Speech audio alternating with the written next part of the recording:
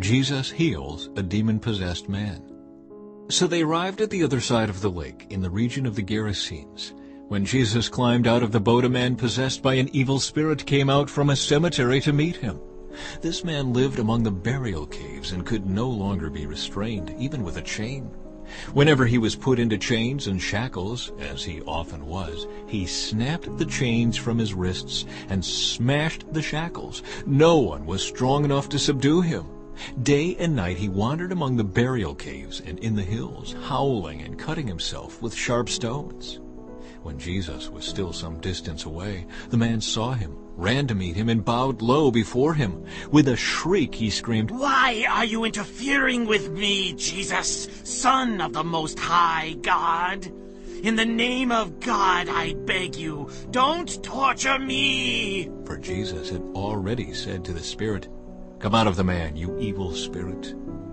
Then Jesus demanded, "What is your name?" And he replied, "My name is Legion, because there are many of us inside this man." Then the evil spirits begged him again and again not to send them to some distant place. There happened to be a large herd of pigs feeding on the hillside nearby. "Send us into those pigs," the spirits begged. "Let us enter them." So Jesus gave them permission. The evil spirits came out of the man and entered the pigs, and the entire herd of 2,000 pigs plunged down the steep hillside into the lake and drowned in the water. The herdsmen fled to the nearby town and the surrounding countryside, spreading the news as they ran. People rushed out to see what had happened. A crowd soon gathered around Jesus, and they saw the man who had been possessed by the legion of demons. He was sitting there, fully clothed and perfectly sane, and they were all afraid. Then those who had seen what happened told the others about the demon-possessed man and the pigs, and the crowd began pleading with Jesus to go away and leave them alone. As Jesus was getting into the boat, the man who had been demon-possessed begged to go with him. But Jesus said, "No, go home to your family and tell them everything the Lord has done for you and how merciful he has been." So the man started off to visit the 10 towns of that region and began to proclaim the great things Jesus had done for him, and everyone was amazed at what he told them. Jesus heals in response to faith.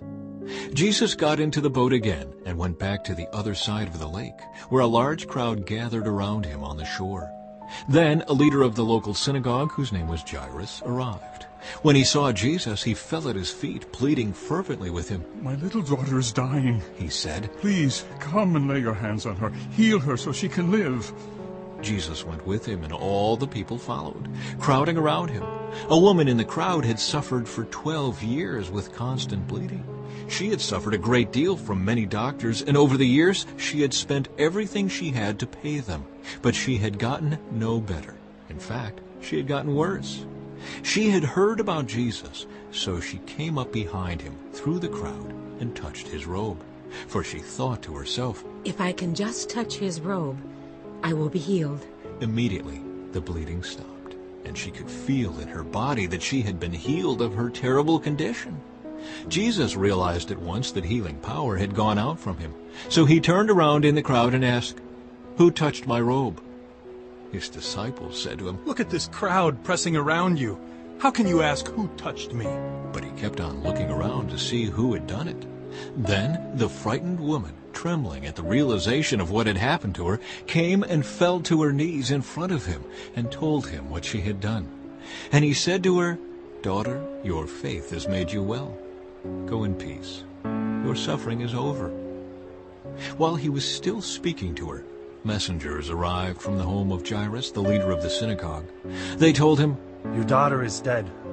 There's no use troubling the teacher now." But Jesus overheard them and said to Jairus, "Don't be afraid, just have faith."